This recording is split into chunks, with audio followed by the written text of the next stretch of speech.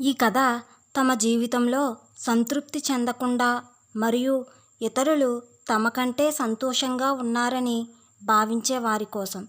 ఈ కథను అర్థం చేసుకోవడానికి చివరి వరకు చూడండి.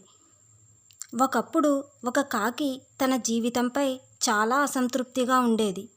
ఒకరోజు అది ఒక చెట్టు కొమ్మపై కూర్చొని ఏడుస్తూ ఉంది. ఆ చెట్టు కింద ఒక సన్యాసి కూర్చొని ఉన్నాడు. అప్పుడు ఏడుస్తూ ఉన్న కాకి యొక్క కన్నీటి చుక్కలు సన్యాసి యొక్క చెంప మీద పడ్డాయి. అప్పుడు సన్యాసి తన తలను పైకెత్తి కాకి ఏడవడం చూశాడు. సన్యాసి అది చూసి కాకితో ఇలా అన్నాడు, "నువ్వు ఎందుకు ఏడుస్తూ బాధపడుతున్నావు?" అని అడిగాడు. కాకి ఏడుస్తూ ఇలా చెప్పింది, "ఓ తపస్వి, నేను నా జీవితంలో చాలా కలత చెంది ఉన్నాను. నన్ను ఎవరూ ఇష్టపడడం లేదు. ఎవరూ నాకు తినటానికి ఏమీ ఇవ్వరు. అందరూ నన్ను ద్వేషిస్తారు. ఇలాంటి జీవితం కంటే మరణమే మేలు అని అనిపిస్తుంది" అని చెప్పింది.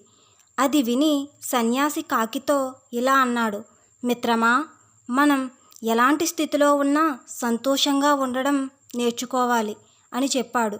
సన్యాసి మాటలను వినినా సరే అర్థం చేసుకోకుండా ఆ కాకి ఏడుస్తూనే ఉంది.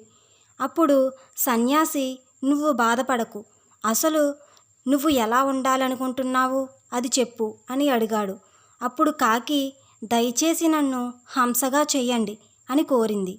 అప్పుడు ఆ సన్యాసి, "సరే, నిన్ను హంసగా చేస్తాను.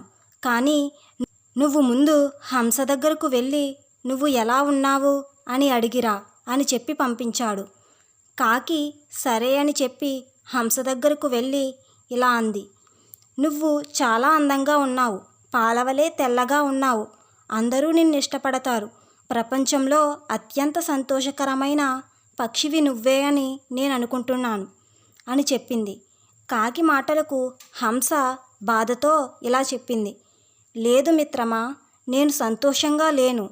ప్రపంచంలో చాలా అందమైన రంగులు ఉన్నాయి, కానీ నాకు తెలుపు రంగు ఇష్టం లేదు" అని చెప్పింది. "ప్రపంచంలోనే అత్యంత సంతోషకరమైన పక్షి చిలుక అని నేను అనుకుంటున్నాను" అని చెప్పింది.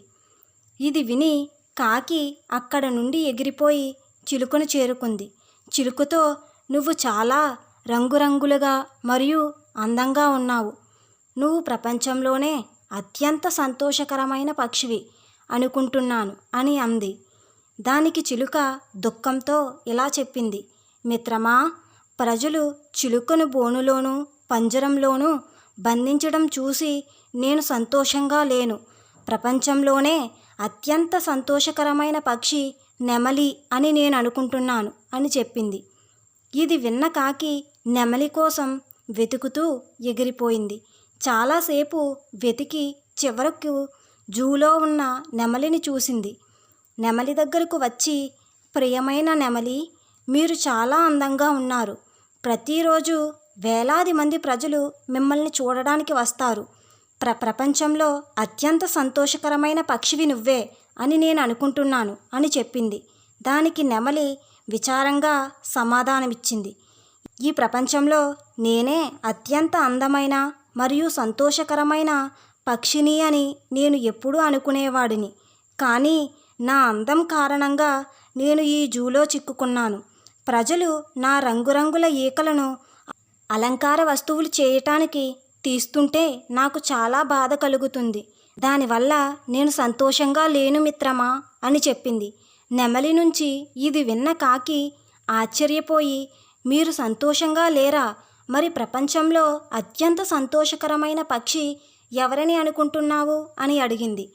దానికి నెమలి, "నేను జూని చాలా జాగ్రత్తగా పరిశీలించాను. అదేవిధంగా నేను గ్రహించింది ఏమిటంటే నువ్వే అత్యంత సంతోషకరమైన పక్షివి. ఎందుకంటే కాకిని ఎవరూ పంజరంలో బంధించరు.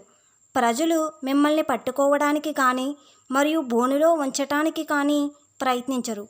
కాబట్టి నేను కొద్ది రోజులుగా నేను కాకిని అయితే నేను ఎక్కడైనా సంతోషంగా తిరుగుతూ స్వేచ్ఛగా ఉండొచ్చు కదా అని ఆలోచిస్తున్నాను" అని చెప్పింది.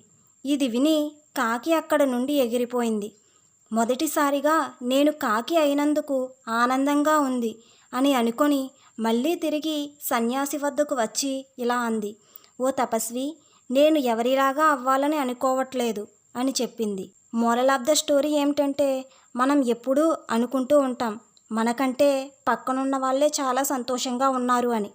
వారికి ఎలాంటి సమస్యలు లేవు, అన్ని సమస్యలు మనకే ఉన్నాయి అని అనుకుంటూ ఉంటాం. ఎప్పుడూ ఇతరులతో పోల్చుకొని చాలా విచారంగా మనల్ని మనం తక్కువ చేసుకుంటూ ఉంటాం. లేని వాటి కోసం బాధపడుతూ ఉంటాం. మనం లేని వాటి కోసం బాధపడకుండా ఉన్న వాటితో సంతోషంగా ఉండడం నేర్చుకోవాలి. మిమ్మల్ని మీరు ఇతరులతో పోల్చుకుంటూ ఉంటే మీరు ఎప్పటికీ సంతోషంగా ఉండలేరు. ఎవరైతే ఉన్నదానితో సంతృప్తి చెందుతారో వాళ్ళే ప్రపంచంలో అత్యంత సంతోషకరమైన వ్యక్తి. Thanks for watching. బాయ్.